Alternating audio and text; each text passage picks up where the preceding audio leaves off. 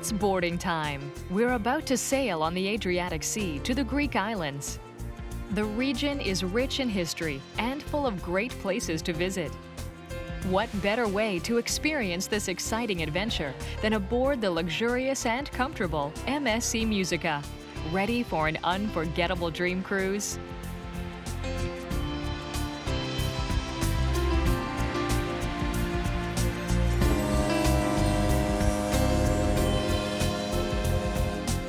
With 16 decks and room for over 3,000 passengers, the MSC Musica is nearly 300 meters long and smoothly cruises at 23 knots or 40 kilometers per hour. At this speed, there'll be ample time to take in the stunning scenery of the Greek islands, as well as the activities offered on board, including sumptuous restaurants, intimate cafes, and show bars. The ship offers a perfect blend of refined design, elegant ambiance, and world-class entertainment.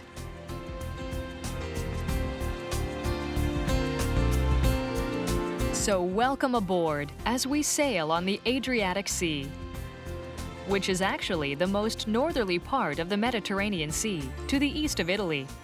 The ship will be visiting Katakolon, Santorini, Mykonos, Piraeus, Corfu, and Venice.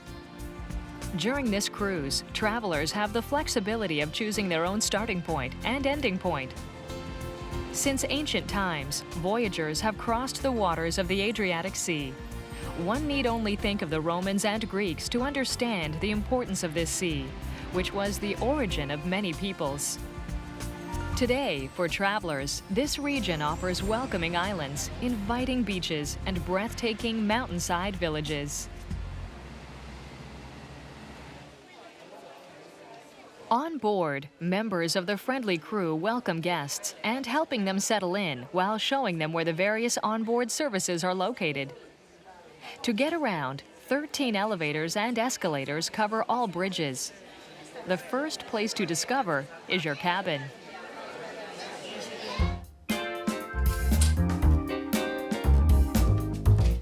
The rooms are all very comfortable, and what adds to this comfort is the special care always taken with even the little things. Guests are pampered every day and in every way. To discover all the cruise's secrets, the interactive TV is an excellent source of information about the ship and planned stopovers. It also offers guests the chance to look over onboard restaurants' menus in the comfort and privacy of their cabin.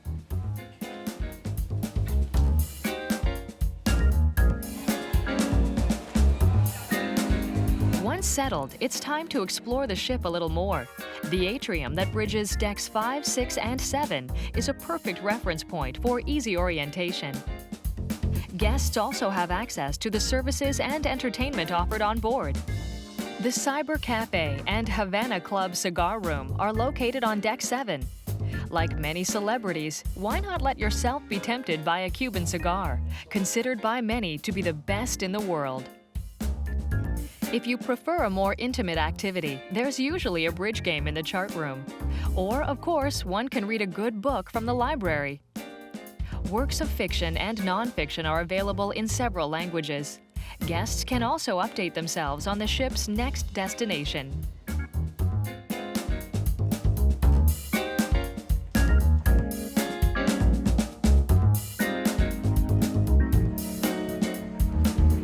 As the the ship heads towards Katakolon, the staff is preparing the trip's first dinner. 2 restaurants offer assigned seating, Maxim's on Deck 6 and the Oleandro on Deck 5. No need to put on our best clothes for this first evening. Just settle in and enjoy a simple meal.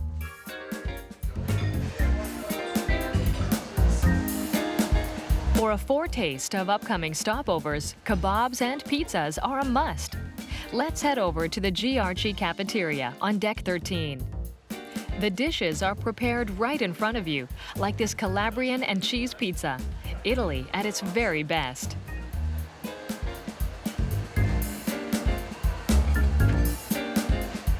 After a fine meal, it's time to take in one of the greatest sights a cruise can offer. A stroll on deck at sunset is the perfect place to just relax, knowing the real adventure is about to begin. The captain has set course for the Greek town of Katakolon, near the birthplace of the Olympic Games. But first, a good night's sleep is highly recommended.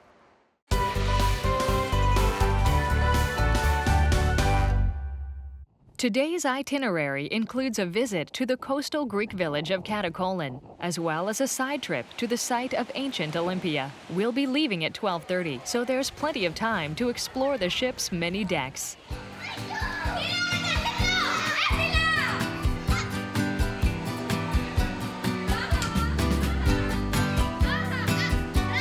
Young travelers on board are well taken care of with 3 activity clubs for different age groups.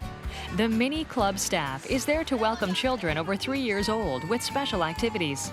Just head on over to the special area on Deck 14 to learn of the day's special activities. All children under 12 are issued yellow safety bracelets with an indicated meeting place in case of any emergency on board, so parents can relax and enjoy their time at sea.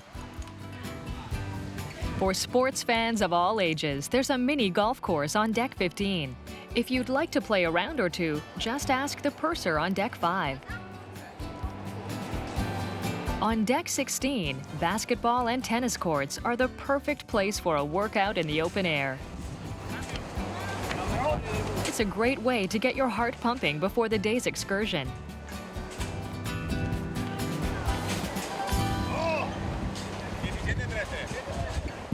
Next stop, Katakolon. Don't forget good walking shoes and sunscreen before disembarking.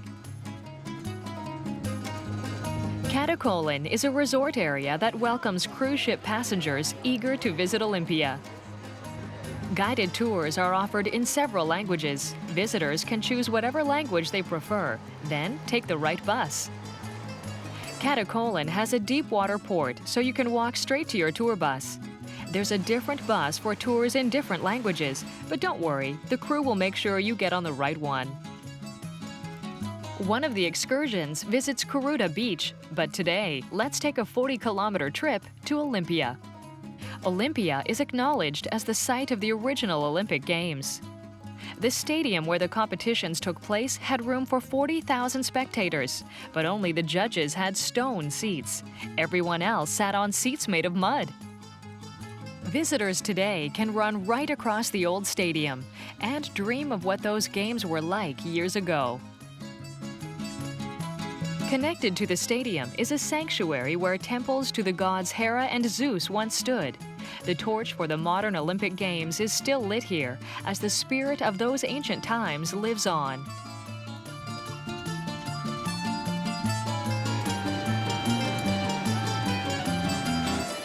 For those who are getting hungry, our next stop is a local restaurant for a bite to eat and some traditional Greek dancing.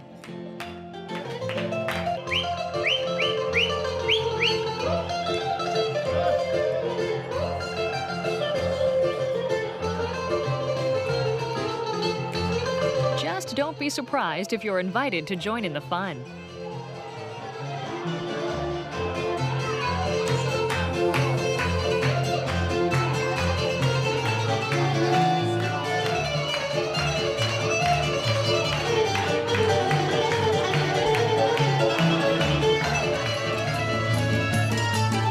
The bus then takes us back to Katakolon, the perfect place to purchase a coffee or a souvenir.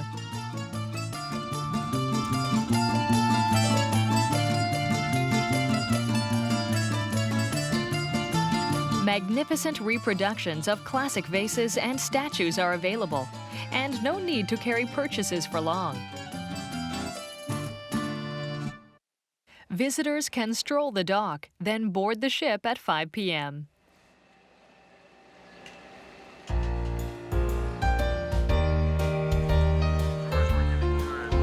What makes each dream cruise so unique is the personal touches of the captain and his crew.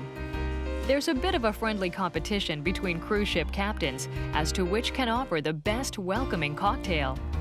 In fact, the captain and his team have hand-picked the entertainers who'll be performing tonight.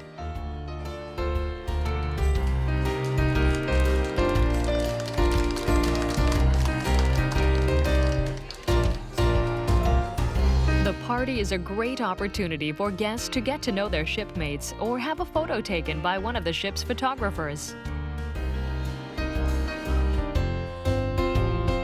All in all, it's the perfect place to join the new family of friends on board the ship.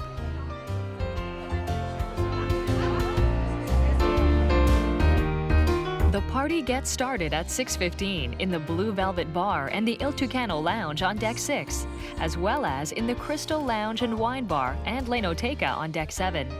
If you're eating at the first seating, you will have the opportunity to meet the captain after your meal at 8:45, or before your meal at 6:45 if you've chosen the second seating, in the stunning Teatro La Scala. On behalf of Mediterranean Shipping Cruises and all the crew members, I'm delighted to have you on board MSC Musica. Thank you very much.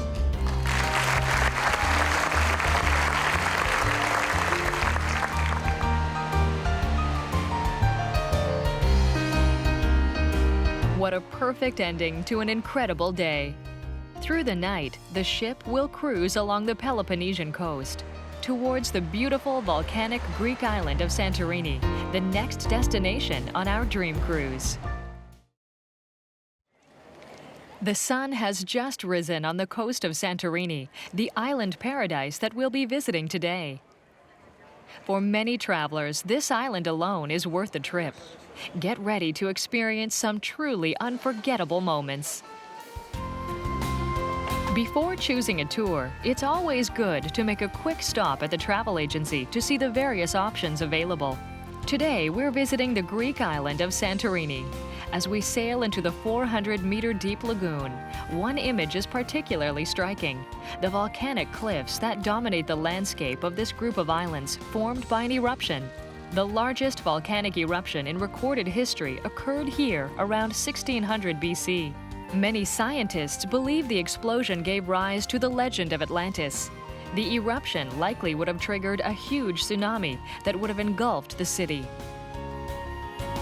Once the ship is anchored, a continual tender service ferries passengers from the boat to shore. Since this takes a little longer than ordinary disembarkation procedures, it's best to wait in one of the lounges to avoid crowding the reception area. Once ashore, the adventure begins. One can observe the traditional churches with blue domes and white walls that characterize this region of Greece. Our first stop is a local wine producer, Santo Wines, which produces, among other things, Assyrtiko, a dry, citrus-flavored white wine. This bottle won the silver medal in the 2010 London Wine and Spirits Competition.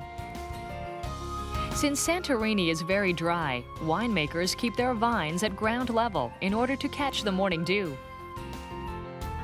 The distinctive architecture of Santorini features many low-rise buildings made of pumice taken directly from the volcanic walls, which helps keep homes cool in summer and warm in winter.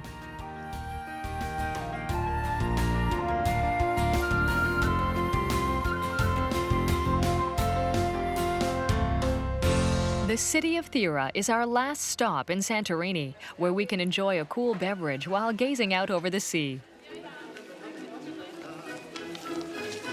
Not far off, traditional music catches our attention.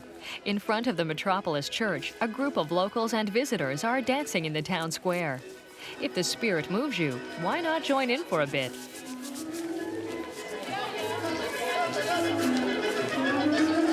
To get back down to sea level and the awaiting ship, there's a gondola for those so inclined.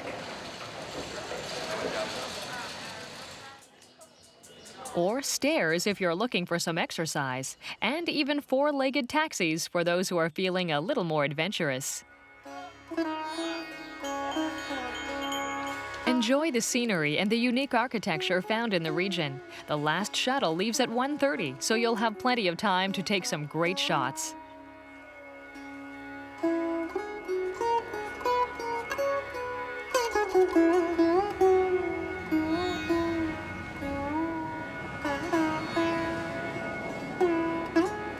Back on board, we're already heading towards our next stop, Mykonos.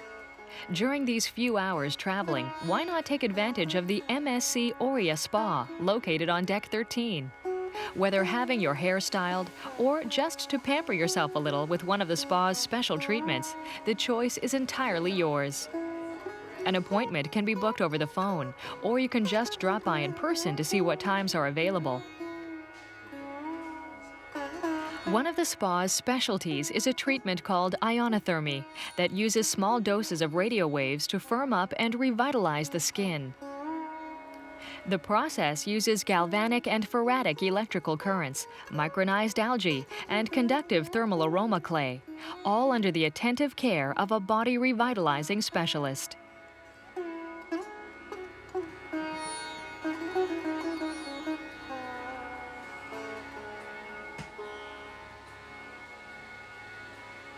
The spa connects directly with the gym facilities, where you can use their modern training equipment.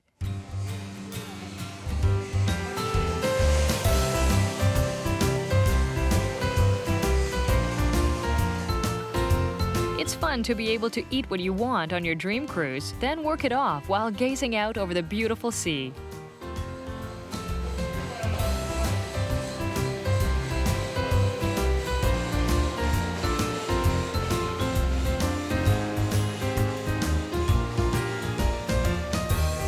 Then it's time for a healthy fruit smoothie, prepared fresh before your eyes to rehydrate and restore vitamins.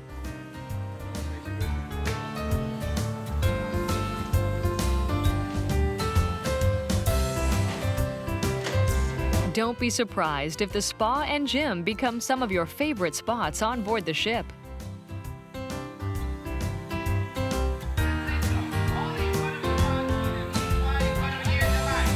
Our trip between Santorini and Mykonos is nearly finished. There's just enough time to enjoy the facilities on Deck 13. You'll find 2 swimming pools, 4 whirlpools, and many deck chairs. The trip between Santorini and Mykonos lasts 5 hours or so, ample time to relax and soak up the sun. Once the ship docks in Mykonos, there's a shuttle bus service starting at 7:30 p.m. to take passengers into town. The island is made of granite, and a walk along one of its pebbly beaches lets us ponder on the island's 5,000 years of history. One of the most cosmopolitan of the Greek islands, Mykonos is famous for its nightlife, with many bars and restaurants.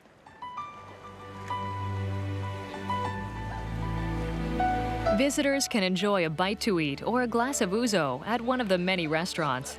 But don't be alarmed if Petros the pelican comes calling. He's practically a public official, welcoming visitors to the island.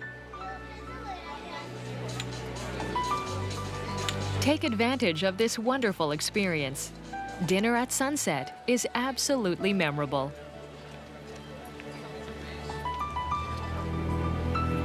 Watch the sun go down, then hop on board one of the shuttle buses heading back to the ship before 11:30. The Musica will be raising anchor at midnight.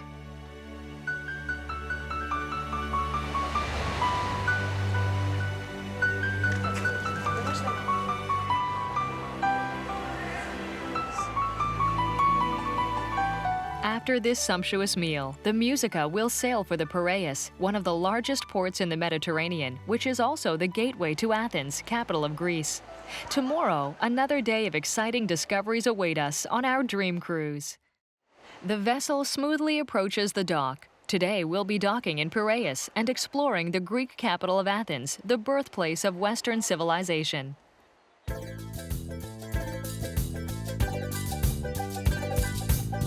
The city of Piraeus is the largest passenger port in Europe and the third most important one in the world. In use since the 5th century BC, Piraeus has always been the gateway to Athens.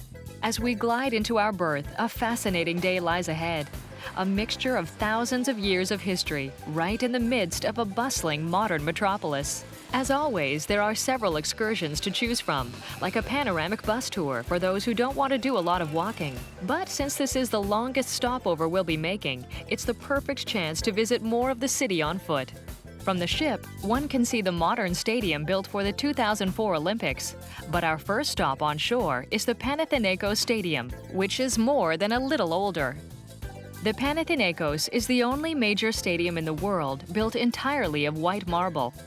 In use since ancient times, it was originally made of wood until it was rebuilt in marble in 329 BC.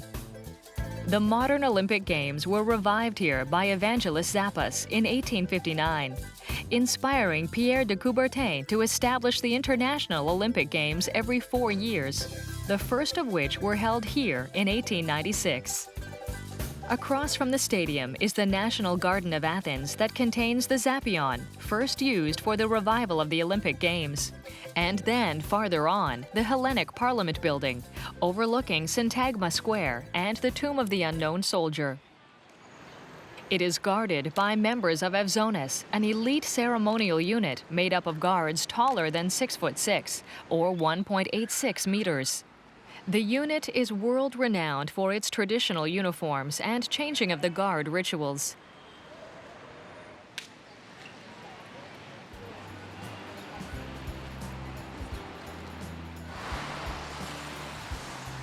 A few blocks to the northwest is one of the landmarks of modern Greece, the Academia Building, a research facility housing 12 research centers and a library. Inspired by the ancient Academy of Plato, this neoclassical building is famous for its statues of Athena, goddess of wisdom, and Apollo, god of music, poetry, and medicine.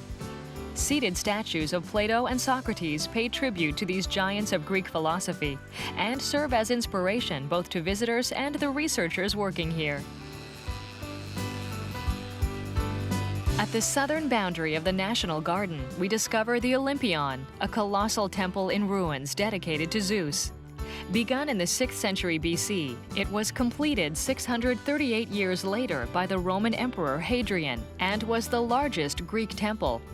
Pillaged in a barbarian invasion 3 centuries later, much of it was carried off and used as building material elsewhere in the city. 15 columns are still standing today, and a 16th lies on the ground where it fell during a storm in 1852.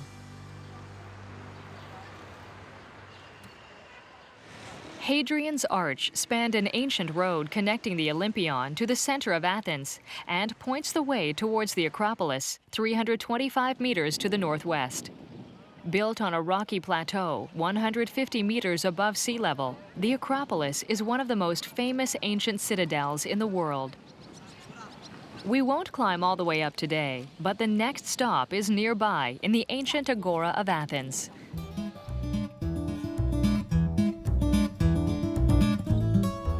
The ancient Agora of Athens was a place of assembly and the center of the Athenian government. Structures still standing include the Doric Temple of Hephaestus, the remains of statues of the Odeon of Agrippa, and the reconstructed Stoa, the covered walkway of Attilos II, which now houses a museum. At the time, the Agora was accessible only to men born in Athens and landowners. But today, everyone is welcome.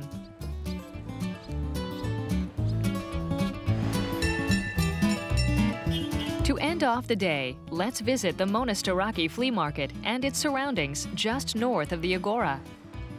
Its narrow streets are perfect for shopping in one of the many boutiques for clothing, souvenirs, and local products.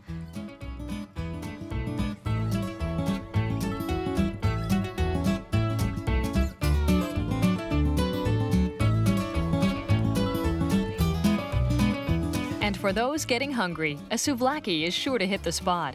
But be sure to grab plenty of napkins in hand, as they can be as messy as they are delicious.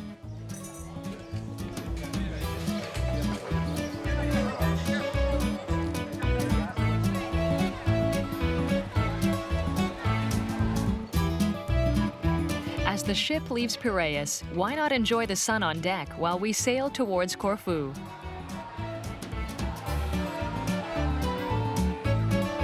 There are 379 nautical miles to cover, so there's plenty of time to enjoy more of the ship's many onboard activities.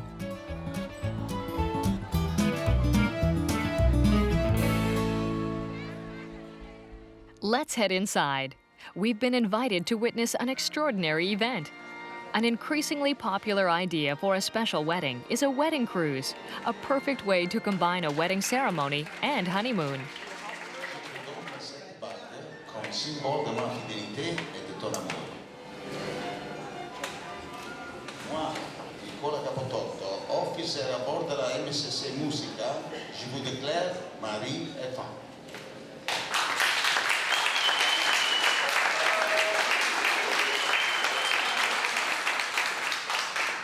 The celebration can be as intimate or ostentatious as the couple likes, and guests will be delighted at being part of such a beautiful adventure. This dream cruise will be the first of many fond memories as the happy newlyweds begin life's special journey together.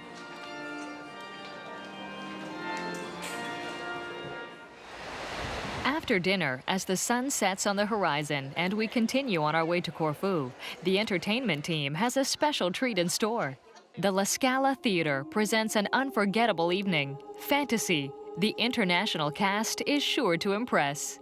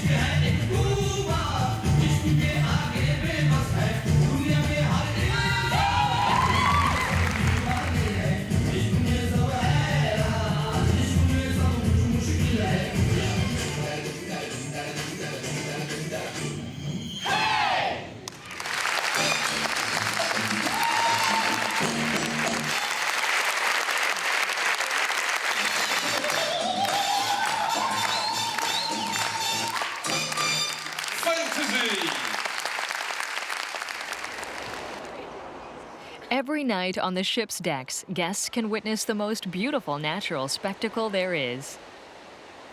Tomorrow, there'll be another stopover at the island of Corfu, which, according to legend, was the last leg of Odysseus's journey.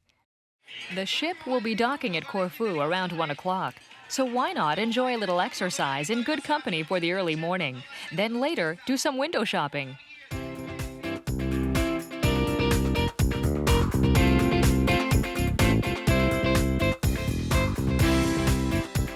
Whether it's dancercise or just relaxed clowning around, the entertainment team helps get your blood pumping and have a little fun.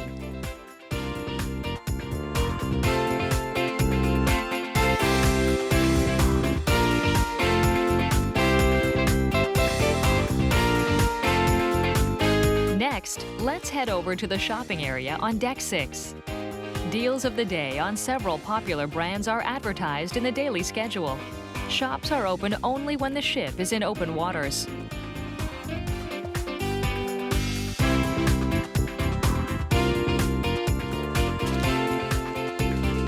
There's an early lunch at 11:30 in the Oleandro restaurant on Deck 5 for passengers who will be going ashore. Next step is to head over to the Blue Velvet and the Tucano on Deck 6 before disembarking.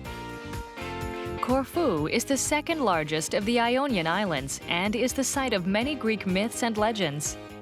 Today, it is a major tourist destination and home to over 100,000 residents.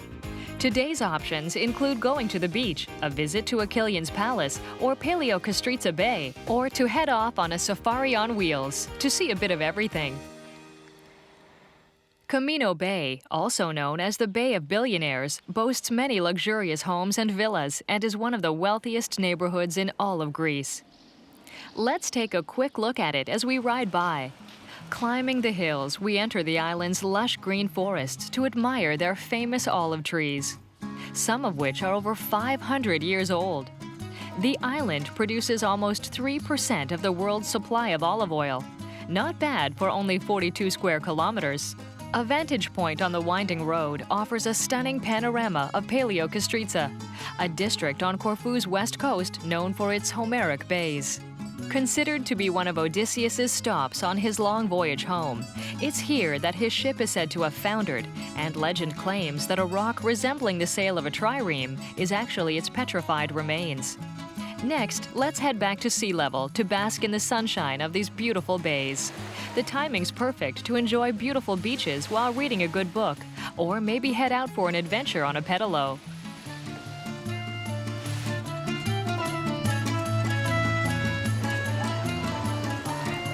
Whether lazing in the sun or enjoying a light meal or a boat ride, a good time is guaranteed on Corfu's lovely beaches. Returning towards the port, a visit to the Achillean Palace, 10 kilometers south of Corfu, offers a glimpse of the summer residence of the Austrian Empress Elizabeth of Bavaria.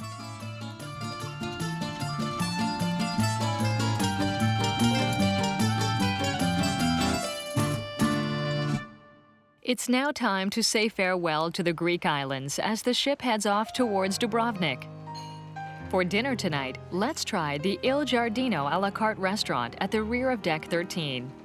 This Italian restaurant offers many delicious dishes to choose from, all for guests to enjoy while gazing out at the passing sea. The extra charge can be added to your bill to be settled up at the end of your dream cruise. A special treat and an unforgettable meal. After dinner, for low-key entertainment, the Crystal Lounge on Deck 7 is a must.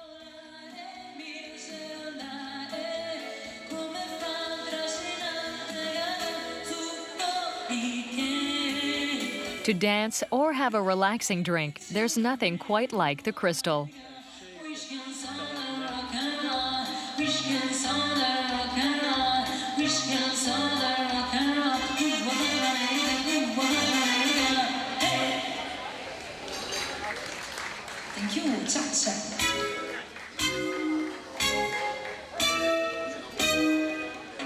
The Crystal Lounge's hushed atmosphere lets you relax in fine company. After a little dancing, it's time to call it a night because another stopover is on tomorrow's program. We'll be visiting the Pearl of the Adriatic. The sun is already up, and the ship has arrived safely. Today's visit is to the beautiful medieval city of Dubrovnik in Croatia and the surrounding countryside. The city of Dubrovnik has been nicknamed the Pearl of the Adriatic and rivaled Venice for importance back in the Middle Ages.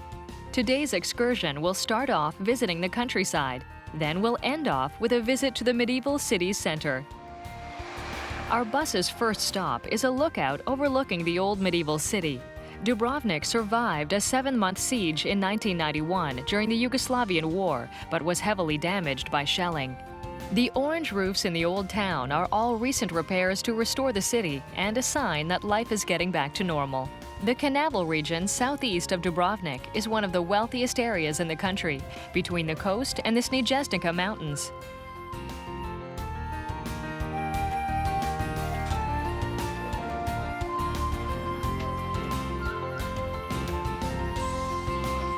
Farming remains an important part of the local economy, with typical Croatian farms growing many fruits and vegetables, such as the Maraska cherry, from which maraschino cherries take their name. We're going to visit Novakovic House for a sample of local wine and a look at how wines have been made in the region over the centuries.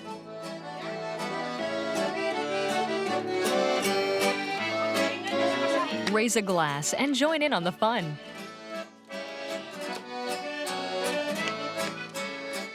Then, next to the vineyards, our hosts put on a Croatian dance display featuring music played on Croatian bagpipes and the ligerica, a type of lyre.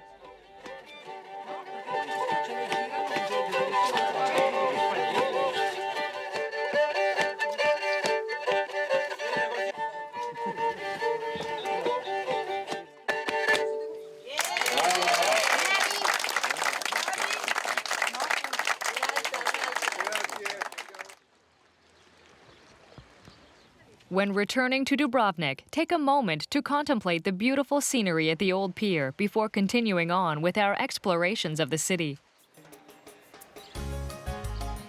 The walled medieval city of Dubrovnik instantly transports visitors back in time.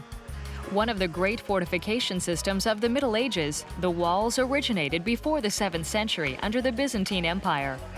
Covering almost 2 kilometers and standing up to 25 meters high in places, with many towers and bulwarks, a moat, and 120 cannons, these walls have protected the city for many years. Croatia has always been a crossroads of many cultures, and if you stop to admire some traditional embroidery, make sure to ask about how the different Turkish, Venetian, and Slavic elements are combined by today's craftspeople to make a style all their own.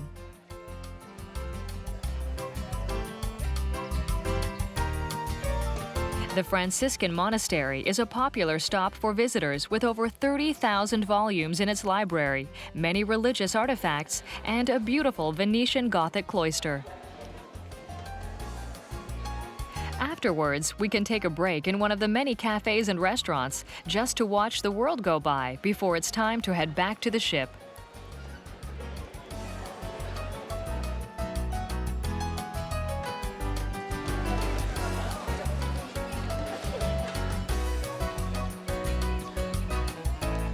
Travelers are due back on board by 1:30 since the ship is leaving at 2 and has 303 nautical miles to cover before Venice. As we leave Dubrovnik, this dream cruise is drawing to an end, but the cruise still has a few surprises in store.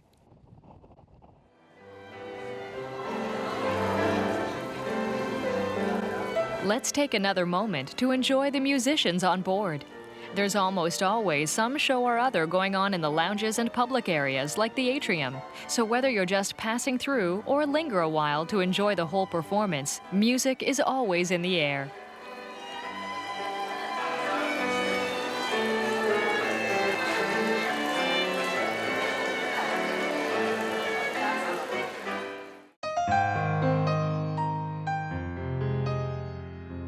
For this last night on board, we'll want to stay up late to enjoy something of a tradition on the Musica. The Buffet Magnifico at midnight in the Giarci cafeteria on Deck 13 is an opportunity for the chefs to pull out all the stops and create something truly spectacular. From sculpted ice to sculpted fruit, with a stunning array of savory and sweet delights, the buffet looks almost too good to eat, but only for a moment. Bon appetit!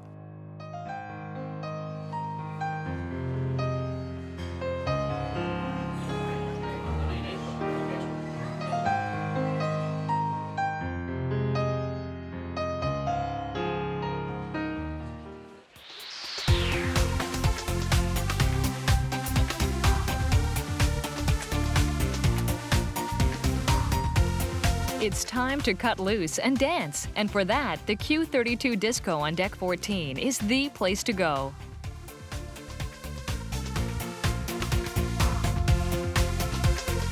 With a great DJ and a festive atmosphere, the Q32 is non-stop fun as the ship moves smoothly through the water. We could dance like this all night, but since tomorrow morning Venice awaits, better make sure all those bags are packed and ready to go. And so this dream cruise draws to a close. A last stopover in Venice is planned, but guests will have to pack up first to make the process as smooth as possible. Passengers are requested to leave their luggage outside their cabins before 2 a.m., with the colored tags left in each cabin identified with name and address. The final bill can be paid in cash at the accounting desk on Deck 5 from 6:30 to 8 a.m., or by credit card, just signing the invoice and dropping it either at reception or the accounting desk. To keep disembarkation safe and easy, guests are asked to only proceed to the gangway when the color of their luggage is announced. The Maritime Station's baggage office is open until 5 p.m., so there'll be plenty of time to visit Venice. Venice has been charming visitors for centuries. Built on 117 small islands in the marshy Venetian lagoon, the city's origins are obscured by time, but the original population is believed to be Roman refugees fleeing the barbarian invasions. Over the years, it has been baptized many nicknames: the City of Bridges, Queen of the Adriatic, City of Masks, the Floating City, and La Dominante for its history as a major maritime power during the Middle Ages and Renaissance. Today, boats are still a special part of its environment, but not for the same reasons. As the water taxi takes us towards Piazza San Marco, there are gondolas all around us. Traditional flat-bottomed rowing boats, gondolas have been traveling the Venetian lagoons for centuries. Today, gondolas still ferry people and goods across the Grand Canal, as well as carrying tourists around the city.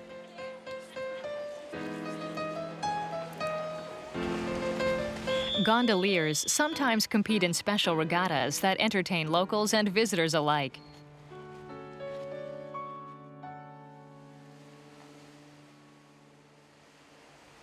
The Piazza San Marco, or St. Mark's Square, is Venice's main square. Dominated by the San Marco Basilica and the much-restored St. Mark's Campanile, or bell tower, and the 15th century St. Mark's Clock Tower to the north, the piazza is the lowest point in Venice and is the first to flood during heavy rains or periods of high water in the Adriatic. It is one of the most popular spots in Venice, both for tourists and the many pigeons that flock here.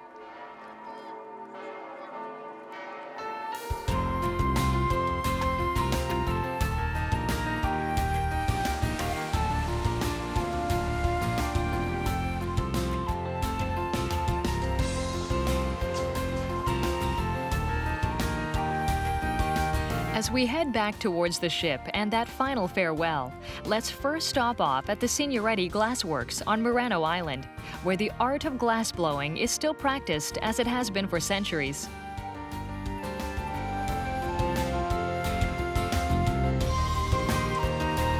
Invented by the Phoenicians around 50 BC, the technique spread with the Roman Empire, eventually reaching into Switzerland, France, and Belgium and beyond.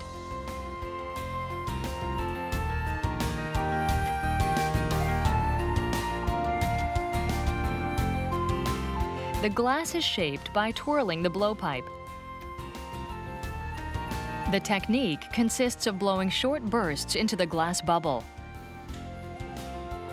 The glass is then molded by turning the pipe, rolling it on the marver or flat sheet of steel, stretched with tweezers,